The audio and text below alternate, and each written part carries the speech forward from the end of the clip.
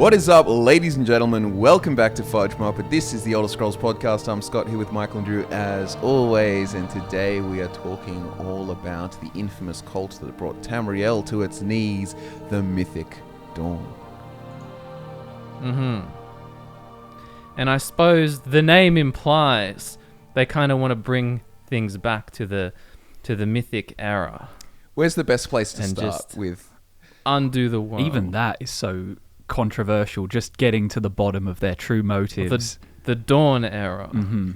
Well, where do you start? I guess you start with Mankar Camoran, right? Or do you start with Mehrunes Dagon and what he's all about? Well, I feel like Mehrunes Dagon, if you started with Dagon, you can start like going into all these other things that are less focused. So I think really we should start. So with Mankar Camoran, that sort of interesting character, and he is basically the formation of the Mythic Dawn. So he writes the Mythic Dawn commentaries.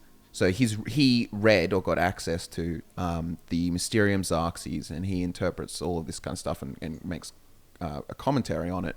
And when people start reading those commentaries and sort of getting their hands on them, he sort of, over a long time it seems, builds up a cult. Because once again, he's like an elf and he's been around for a while.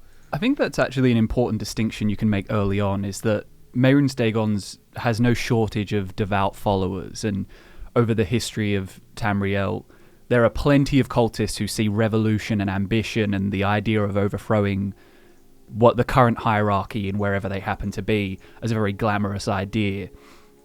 But it very much simplifies what Mehrunes Dagon's truly about, and I think Mankar Camoran is the first one to properly grasp that by reading the Mysterium Xarxes.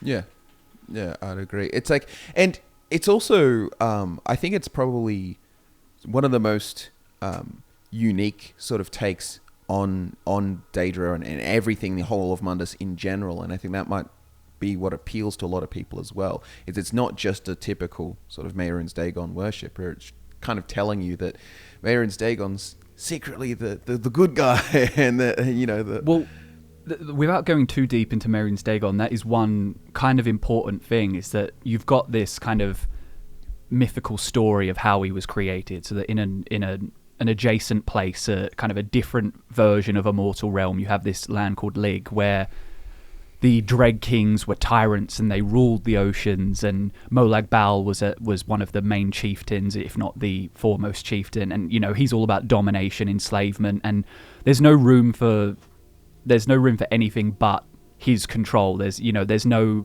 balance of power.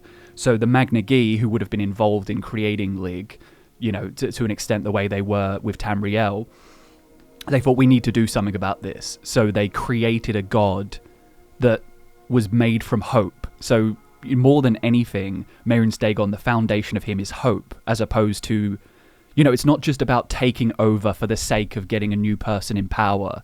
It's always there to act as a limitation on how much you can gain total control. Yeah, it's like Mehrunes Dagon empowering the underdog. So wherever there is like some sort of authoritarian regime or great sort of power or authority, he's whether it was like the Forsworn sort of did it with the Longhouse Emperors being involved with Mehrunes Dagon and his all like four ambitions and all that kind of stuff. They were quite intertwined. And the witches communicating with Dagon and so on, and using his powers and gifts and stuff to help them basically become the Longhouse Emperors, from these petty tribes, basically. Well, one thing Mankar commentated on about Mehrunes Dagon with Lig is that the hope and the overthrowing of the powerful class, the Dread Kings, it went so far beyond that, because after that was done, the idea is that Mehrunes Dagon looked upon the gods and saw them as too powerful. So what resulted was the slaves rising up and not just toppling the Dread Kings, but also undoing the world. It's like there's no way for there to not be tyranny in a land like this, so we might as well rip it to shreds and unmake it altogether. It's kind of hard to know exactly what the Mythic Dawn agents themselves want as well, with Dagon being, a kind of champion of the underdog. If he comes into Tamriel and takes over the continent and assumes control, what will they be doing? Yeah, I think they kind of like kind of misled a little bit because, like you sort of said, like they've talked like, oh, you're gonna have your own little paradise and everything, and like Mankar Camoran's realm, and that's sort of what they're promised. But like, I guess a new beginning. Like, I feel like you could probably find like people across all of Tamriel and stuff that have problems with the way societies are run and their own existence. So promise some form of stupid question, but I feel like it's similar to, I don't know if this is a real cult or if this was just in The Simpsons, but you know how there's the idea that there was this cult who they would get taken away in a spaceship at the end of the world or whatever. Like, it's a really old episode. I think it is based on something real. I feel like, yeah, because I don't know if it's like Joan Cells. I don't really know, but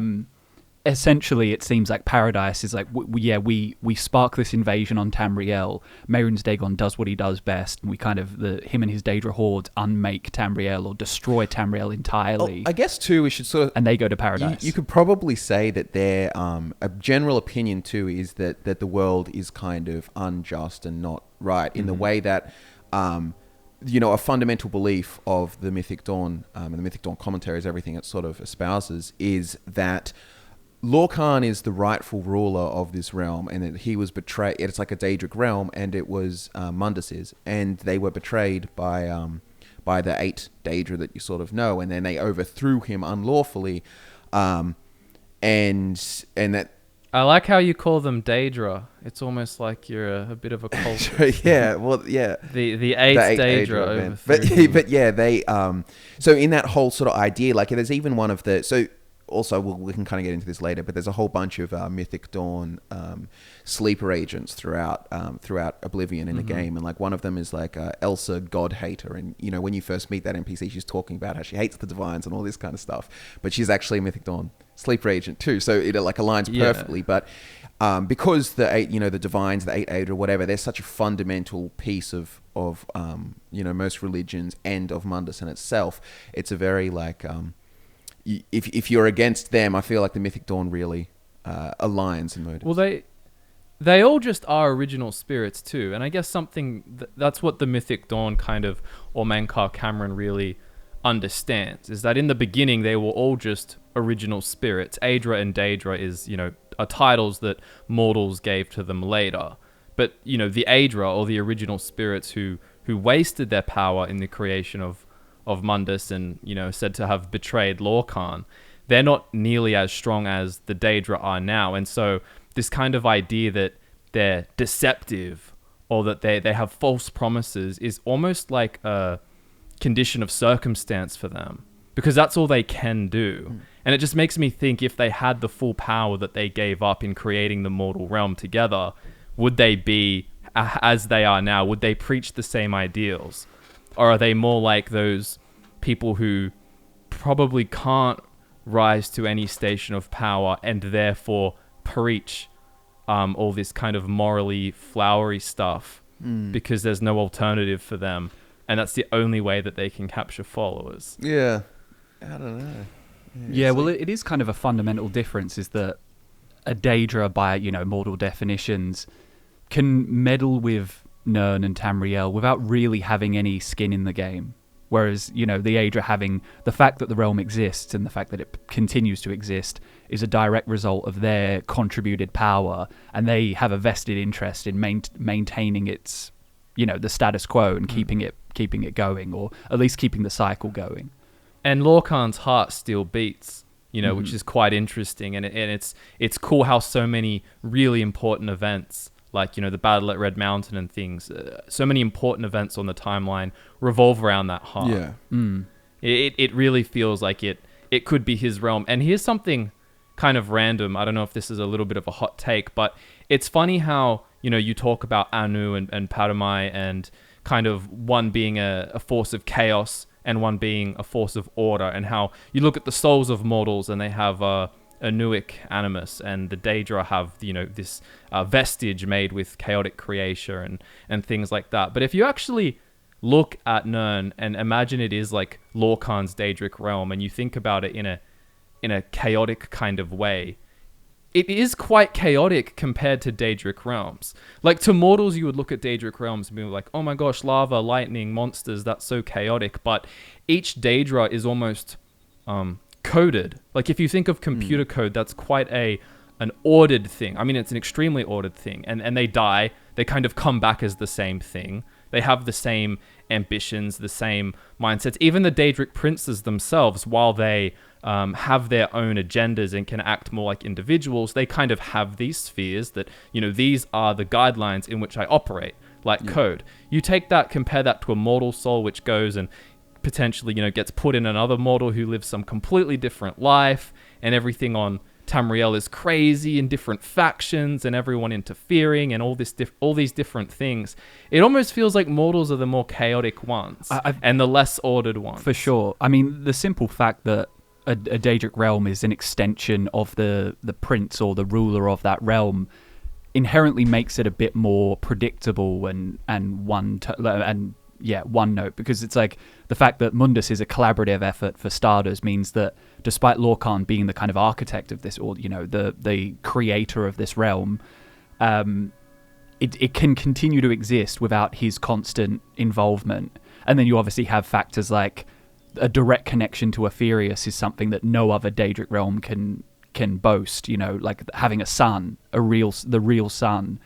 That's only Mundus that can have that. And there are so many things about it that, unlike a Daedric realm, which traditionally it's just whatever the Daedric prince decides, it's so different on Mundus. So it is chaotic. So it's interesting too. Like I wonder if a good comparison could be that, if you do take the sort of thing at face value that like Lorkhan is the Daedric prince and Mundus is his realm, it's kind of like an equivalent is you could imagine that, there is Boethia, and they've got her realm, and then imagine 8 of her subservient Dremora or something like that team up against her, overthrow her, and then become the dominant rulers of the world. But because of that, in a way, it's kind of like they get disconnected, or there's more like individual will put over than just operating on the sphere of what's called, because like if you looked at, I love the Reachmen. If you wanted to look at their view of Lorkhan too, you could argue in a way that Lorkhan as a Daedric prince kind of entity, if you were to envision of and operating within a sphere, but a lot of his you could go his sphere is like suffering and existence and mortality, I guess, and limitation and so on. Like that's the whole principle, the foundation of Mundus and everything. And whereas, so for example, you go to another Daedric realm, it's like, oh, you die, you come back again, just as another Dremora. You die, everyone's kind of immortal. It's kind of obviously there's things more thematically suffering as evil torture or whatever, but just in the sort of what's what we'd call rise above type mentality. It's almost like he has the kind of sphere of free will entwined with a lot of his stuff. Yeah. And like I was saying, if you look at mortals on Nirn and they live their life and they have all these choices and things, it sounds very different to a lot of Daedra who, I mean, even look at the Shivering Isles, which is this, crazy manic place, but the Mazkin there, the Oriel there, they, like the Golden Saints, they are very ordered and hierarchical, and this is how it works, and we've had these goals with the Mad God forever. And even the Dremora, they've got all their hierarchies and things like that. They will never be born in the same way that mortals are, and have the opportunity for their soul to become the leader of the old Miri Dominion or an emperor or whatever. It's why I kind of think I'm not necessarily sold on the whole Mythic Dawn's take of things, as interesting as it is just because the theme of, I guess the theme and the sort of principle of Mundus and is kind of Mundus gets called the grey maybe. It's the potential or something, and it's that sort of the meeting of the Anu and Padme. It's this middle ground of do you know what I mean? I don't really, I don't, because it's no more a realm of oblivion than it is a part of Aetherius. It is a bit of both. You could argue, even if you wanted to say, just let's say then, Lorkhan is it was a Daedric realm, right? Let's just pretend it was entirely, right? You could even say that it becoming a grey maybe is almost like some of the others' involvement in it. So say there's Magnus, and he punches a hole into Aetherius, and his followers also punch holes into the stars and so on, and that allows the influence of Aetherius, which is the Anu, into a Daedric realm. So what would you get if the ethereal energy and everything met with a realm of oblivion? Then it kind of doesn't become entirely oblivion anymore because the light's touched or whatnot. So it's this weird middle ground that's been created. So perhaps actually in origin it was a Daedric realm, and perhaps under Lorkhan it did conform more to some sort of sphere or something. But then there was this sort of potential born out of when there was an uprising and an overthrow of it by the Aedra or whatnot. It then created a realm that is an in-between. It's a meeting of the two forces. And you could even make the argument that that was his intent all along, is that he had to die in order for this world to exist. You know, it's kind of pivotal to the sphere for him not to be alive and influencing the realm. He's like doomed to fail every time. Yeah, because it could have been like an intentional, even as like, you know, the classic themes of like sort of trickster and fox and whatnot. It could have been like an intentional sort of ploy to create something, I don't know, a meeting of the two. The doom drum, doomed to fail, but drum. But I guess overall, if you use that as a context, I feel like maybe there is a believable way to run with, at the very least, that the Mundus used to be a Daedric realm, and then the mingling with like Aetherius and Edge and so on. Maybe there's a cool like video idea that can be like strung into a proper theory about it. Or a sequence of events, but that meeting then created what we have, and it's no longer, you wouldn't call it necessarily a realm of oblivion anymore. It's this like grey, maybe you get Mundus, but from a Mythic Dawn perspective, they would seemingly argue against the idea of like the Aetherius-y kind of stuff, any of that. They're very pro the idea. Lorkhan was a rightful prince, he was betrayed, and they basically want to use Mehrunes Dagon to bring about the dawn once more, a time where everything's all chaotic and flexible and mythic, so that Lorkhan can reclaim his rightful place as king of the world, I guess.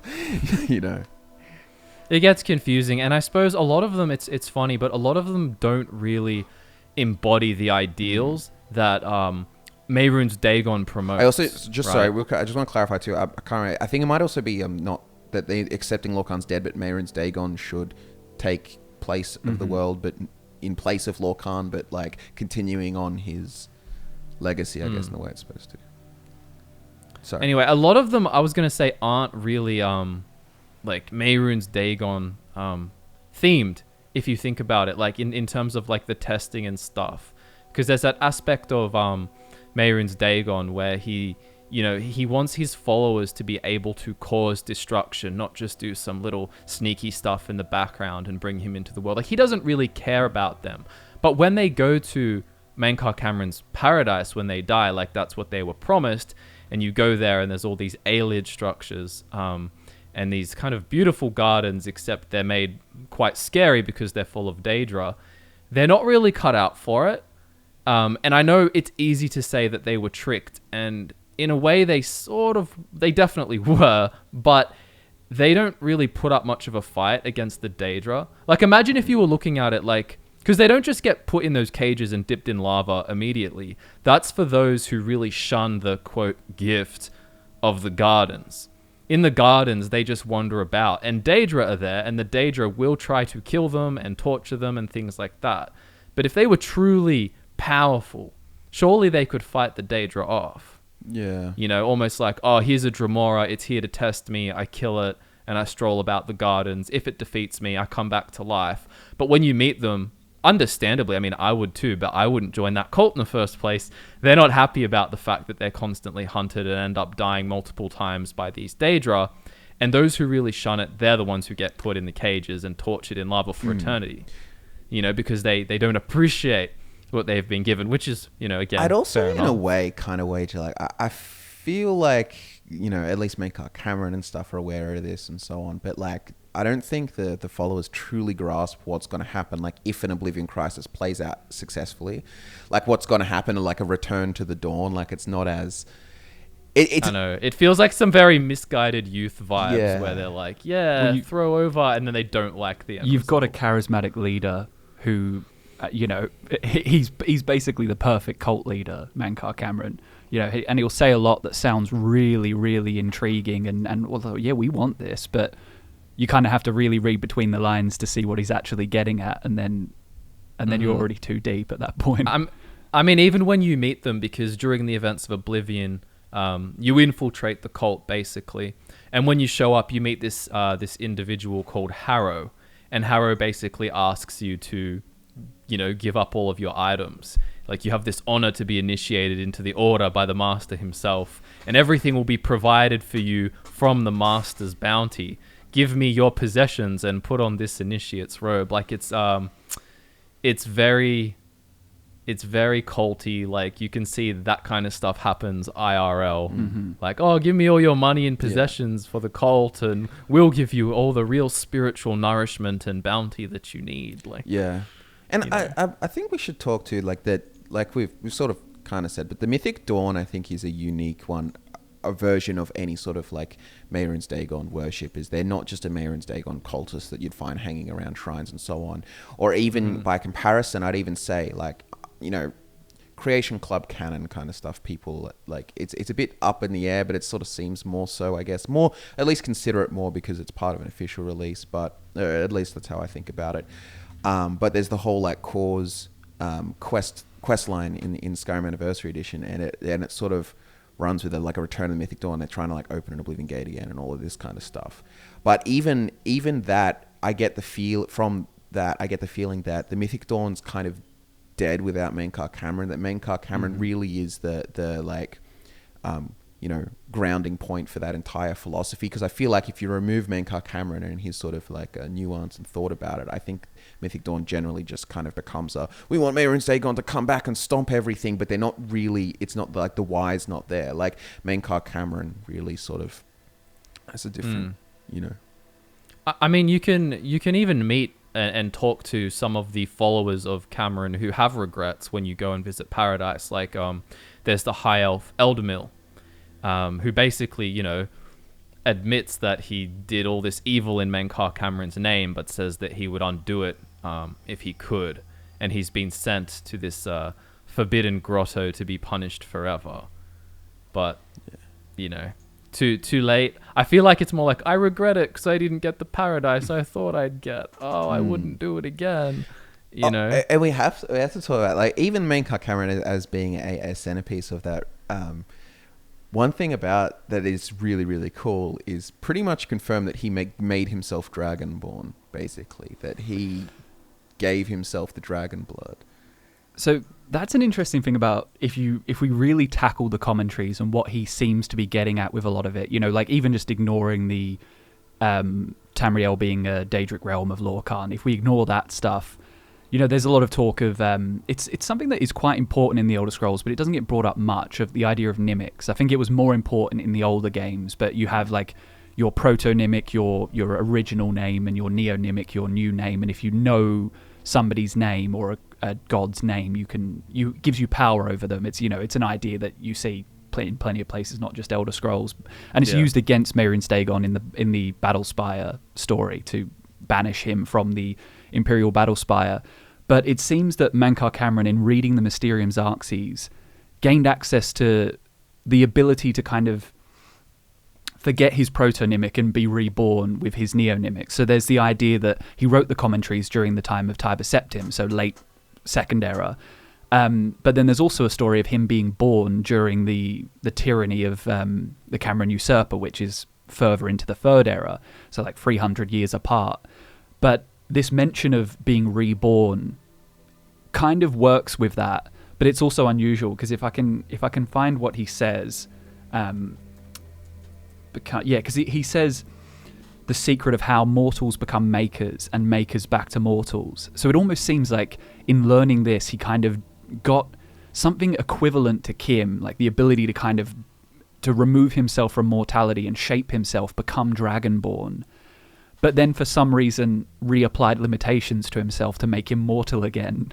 So it's almost like he did all the work that someone like Vivek would do, but then kind of just... I think that's what makes the process, I think, is a bit more like complicated in the way that it's like even Vivek, for example, like he achieves Kim and everything, and then all this stuff happens, but then he kind of comes back to sort of living God status and then eventually dies. But he's almost like, Vivek's kind of like content with all of that and so on. And I wonder if it's some sort of part of the kind of experience, or maybe perhaps the sort of mortality seeps back in or something, or the further your distance from mortality, if you become like some big Kim immortal god, you there's kind of like nowhere to go, I guess, maybe like it's almost like returning to the dream sleeve and then being like, well, what do I do now except be reborn? Yeah. It's like reincarnation. The point in being reincarnated is to come back. So yeah, but I guess that would explain why you've got the story of him reading from the Mysterium's Arxes and then traveling through the desert of rust and wounds and coming back being able to speak fire, and obviously he can wear the amulet of kings and things like that. Because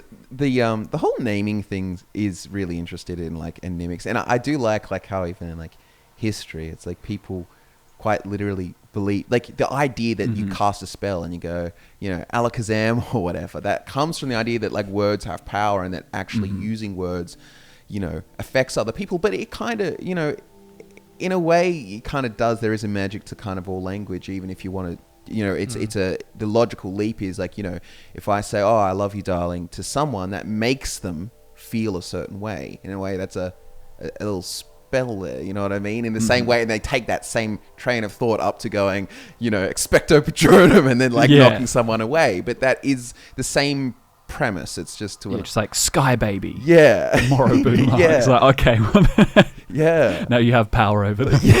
They're just memes. They're just spoken memes. Exactly. The new age version of myth makes reality. I mean, there's plenty of cultures in real life that even had like naming ceremonies where they would be given a new name, but kind of that name was blessed and was like their true name, and it was kind of like, don't tell anyone your true name. Yeah.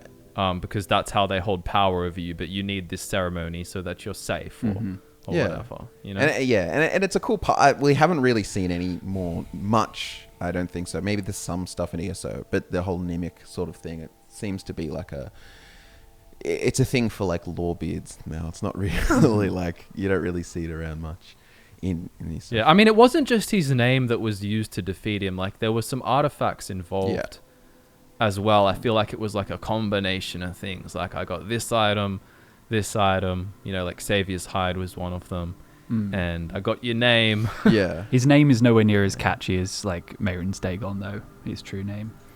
Yeah.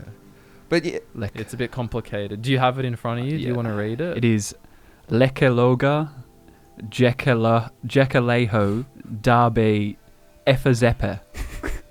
Pronunciation perfect. I feel like it's one of those things where you play it backwards and it says, like, you record yourself saying it, play it backwards. You are gay. You've just said something super obscene. Super obscene. So, the Mythic Dawn. Yeah. So, I guess... So, like, we'll get back to, I guess, the chronological part. So, you've sort of got, like, Mankar Camoran writing his Mythic Dawn commentaries around Tiber Septim and so on. And then he does all his whole Mythic Dawn commentaries, acid trip, like, using the razor to cut stuff and basically magically transform himself into a new birth, gives himself a new name in coming from that Kalis, isn't it? Kalis, the Bosmeri woman or something, who... was with Hayman Camoran, the Camoran usurper, right? So he's born again, and he's kind of like then I guess he's just long lived. He's an elf too, remember? So he lives up to the time of Oblivion Crisis. But these Mythic Dawn commentaries become really popular. Well, popular in like niche circles, obviously, but they gain a cult following. And then he builds the cult, but it's kind of culminating to this point of the Oblivion Crisis, and his purpose was there, and Mankar Camoran, his big grandmaster plan was to end the dragon blood pact, basically, of the emperors with Akatosh. So it seems in a way, and we've kind of mentioned this idea before, that like Akatosh seems to somewhat be invested in the prolonging or continuation of this caliber beyond anything, and like anything to not return to the dawn kind of thing, even to the extent where he basically blesses the Dragonborn with the Dragonborn blood so he can come back and kill Alduin and further prolong it, even when there's no longer just the dragon blood pact with the emperors that was helping things.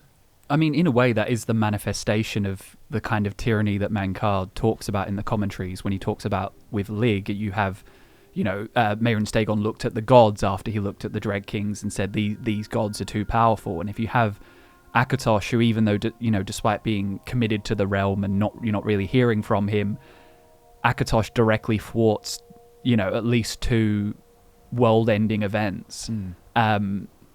And maybe it's kind of the good guys who are like, well, no, they're too powerful in being able to keep this going. The cycle is natural. We need it to happen. We need Mehrunes Dagon right now. You know, like the World Eater was supposed to eat the world back in the first era. That didn't happen. It's finally time for it to happen, but Akatosh keeps getting in the way of it. Yeah. And yeah, it's so...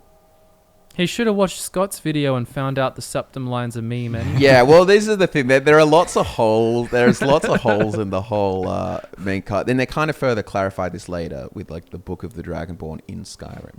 But basically the idea that the dragon blood isn't actually genetic, but it's more so a confirmed thing upon it. So it's like you have like potential. So there's a Septim kid and they're like, yeah, you know what? I'm Akatosh. Approved, seal of approval, you're dragonborn, because otherwise then theoretically we should never run out of dragon blood. Theoretically Minotaur lines should have dragon blood because of Elysia and Belhardsa and their union and so on. There would be so much like blood around, and you could say, you know, it thins out or whatnot, but you know, like it's happened before. Maybe Minotaurs do have some dragon blood. But in the way that like you have you know, Uriel Septim and his sons are dead, and there's only one bastard child left, and it's Martin Septim. No, they probably should be cousins, or it should go up and to the right, like how family trees work, like it has before. Like there's even on the official sort of sources, if you break down the third era family tree of the Septims, there's even a point where it's like, oh, this one ended, and they kind of had to go to a distant family member, and it's not even really like qualified like what the distant relation actually is, whether it's like, you know, 10th cousin or like third cousin or something. But so it's clearly jumped. It's not like this clean sort of direct son of son of son of son of son kind of thing.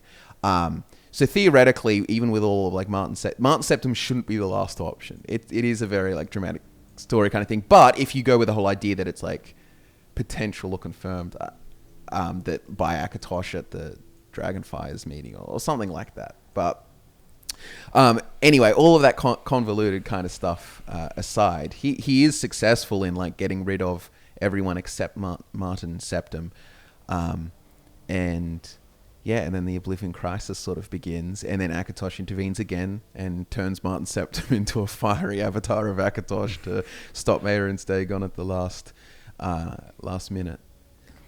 And then, of course, there's all those theories we've talked about before of Mehrunes Dagon basically winning in terms of his aspect of change and revolution, and how Tamriel was basically changed drastically forever because of the Oblivion Crisis, which led to the rise of the Ordinary Dominion and the weakening of the Empire, basically, and all the things that, you know, came out of that, of which there are numerous timeline-changing events. And I was going to say, if you subscribe to the idea that the Old Merry Dominion, the Falmor, are secretly trying to destroy the world to return to Aetherius, if you buy into that, then indirect, or I guess you could say directly, but Mehrunes Dagon with the Oblivion Crisis set that in motion. So in a way, he may end up doing what was initially planned, and the Mythic Dawn would succeed. Yeah. It's not a bad faction to have rise to power as a result of what he did and what he was kind of there to do, is it? Yeah. It's quite a fitting one if you consider the undo the world thing as, you know, a very main goal. I am liking the idea more that Mundus was once a Daedric realm, and it becomes the Grey maybe through the meeting of Aetherius and stuff. Like, even if that was like his Lorkhan's, you know, Daedra or something betrayed him and, you know, tore holes into Aetherius and all that happens.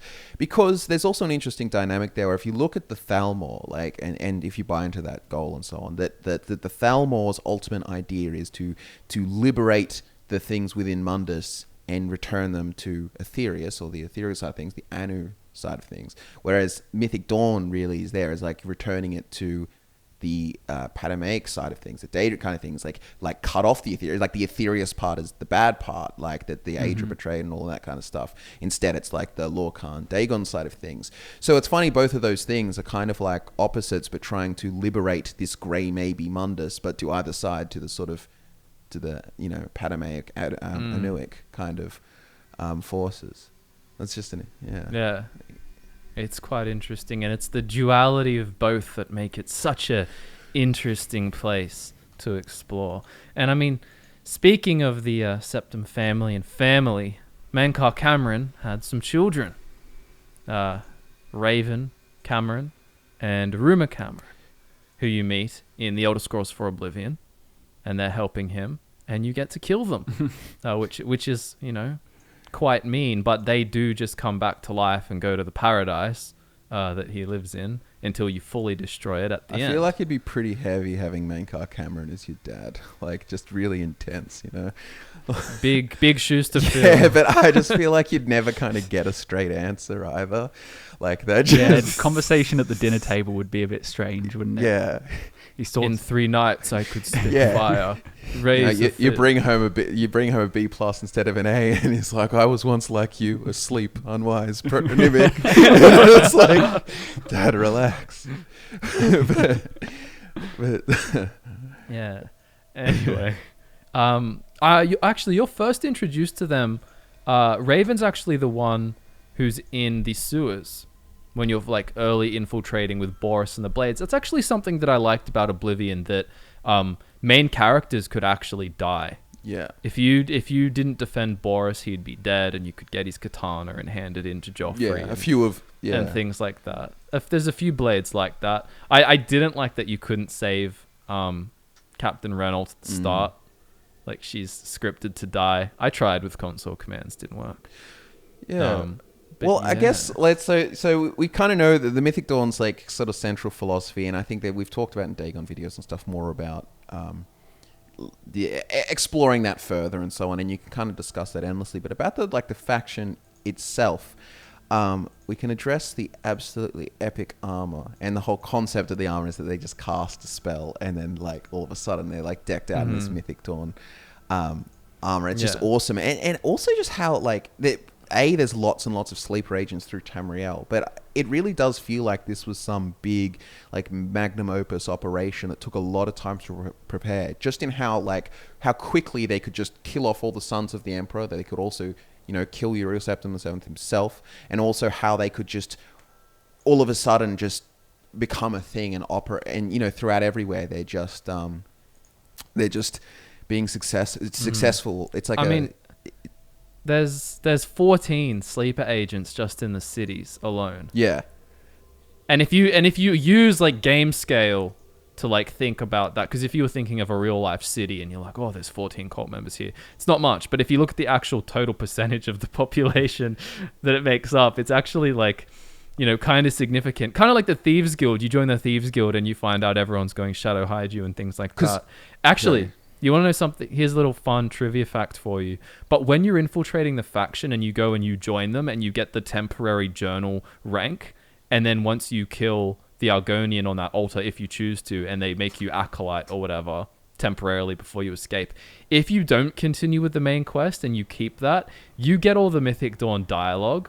So every time you power attack, instead of being like, yeah, or some like generic noise, you actually say like, paradise await, like all that kind of stuff. Okay. You actually get that. Yeah, so hold on, I'm just looking for it now. But whole quest too, just while you're looking for that, is the whole Dagon Shrine quest, so on, and it's like, but basically after that, the Mythic Dawn become aware of who you are exactly, and a lot of these characters will attack you on sight, and I think that's just such a cool experience in the game. Like when you've formally seen these NPCs, you have no idea. You're just like, oh yeah, it's just a random NPC, and you walk into the city, and then all of a sudden, bang, they just turn on this armor with some magic spell, and then they come and attack you, and it's a full suit as well. I know the wiki actually says that, and I actually don't know if this is true, but it says only Elsa Godhater has that armor and one other person or something like that. But when I checked the individual sleeper agent pages, it would say like, oh, this sleeper agent has the spell. So it's a bit strange. By the way, I found those dialogue lines you can actually say, which is cool for role playing, but you can't really continue onwards. You can be like, die, unbeliever, or for Lord Dagon. Or Lord Dagon will welcome your soul in oblivion when you power attack. And when you take damage, you can say, I do not fear death, or paradise awaits me. It's only possible if you're a Nord, Imperial, Breton Elf, or a female Red Guard. Khajiit, Argonians, and male Red Guards lack the recorded dialogue for some reason. But that's cool, like you're playing Oblivion saying these lines as you fight. Yeah, I think Scott's achieved Kim. I thought he was just very still.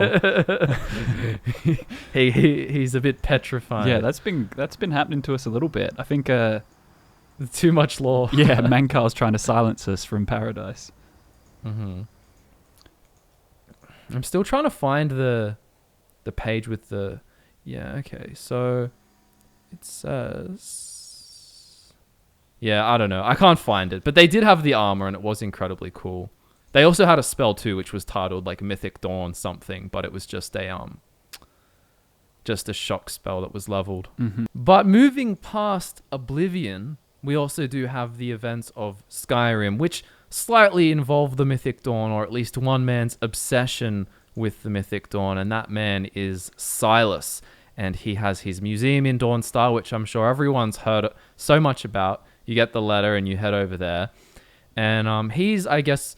particularly proud of the fact that his ancestors are said to have been in the Mythic Dawn cult, and one of them actually behind the planned assassination of the Emperor, which begins Oblivion, the game. And well, one important thing about that as well is in the aftermath of the Oblivion crisis, you had vigilante groups spawn out of that to make sure the Mythic Dawn doesn't come back in any established capacity. One example being the Keepers of the Razor, who were the ones who split it up and kept it apart to make sure that no one would have that power again. Yes, and they kept it for a very, very long time. Before the Dragonborn decides to basically come on in and say, I'm going to undo all of this good, collects the pieces of the Razor from the various people and brings it to Dagon's Shrine, where you get asked to kill Silas. Yeah, but you might also not. Well, you get asked, but I don't think there's any canon that's really has to be established. I think with that, I feel like it's like whether it's there or not doesn't. I'll just take 500 gold. Yay! Yeah. Is it a leveled gold reward? I think I remember something about only getting a little bit, and I was a bit like, okay, when I tried it. But obviously, you'd do it for like role-playing stuff, role-playing reasons. Yeah, it's a bit strange being proud of like the Mythic Dawn, like. Yeah, I know. I feel like he's very lost in life. I think because he says like basically the family had to kind of like keep it under wraps, this achievement, and I think they blended in with the merchants and whatever else and forgot about this part of their history, which would make sense after the Oblivion crisis to be very low key. But it's kind of like being proud. Yeah. It's like, my ancestors, they helped orchestrate a genocide of all of Tamriel. Like it's kind of yeah. I think he says we basically like brought an empire to their knees. Like that's his look at it and how significant. Like taking pride in guys 200 years ago. Some people like to celebrate failure. I mean, you've got like Guy Fawkes Night, for example, the plot to blow up Parliament, and it fails miserably. They get tortured and killed, and we celebrate it every year. Yeah, and you got to thank him, I guess, for the V for Vendetta. We wouldn't have that movie if not for exactly. Guy Fawkes, right? A whole online movement as well. The least cringe of all movements. Incognito. Yeah. But if do any of you two have anything else you would like to add about the Mythic Dawn? I feel like a lot of the stuff about Dagon has been said in Dagon videos. Yeah, because there are cults, we talked about this ages ago, but there are cults that are similar to the Mythic Dawn, like in ESO, the Waking Flame cult, who were involved with his kind of the more recent DLC of another Dagon invasion. But beyond worshipping him and, wanting him to help them topple Tamriel's politics and just kind of essentially destroy the world, aside from that, there's not really many similarities. Yeah. So there's not a whole lot to say on them, honestly. It was kind of just an excuse to have Dagon back in the game. Daddy Dagon. Yeah, don't say that. Well, that's what the community says. Mm-hmm. This is a community meme. Hey, who's got the body pillow? Bethesda sent us I've got it. You've got it. Scott's kids. Scott's kids have the Dagon body pillow. Gosh, that would freak me out. Well, if nobody has anything else to say, I suppose I've been coerced off camera into wrapping up the podcast. Social media links can be found in the description below. And I guess next week we'll be doing Hot Takes Part 2. So if you've got any more hot takes, go to Part 1 and leave them in the comments section. So thanks for watching, everyone, and we look forward to nerding out with you again very soon.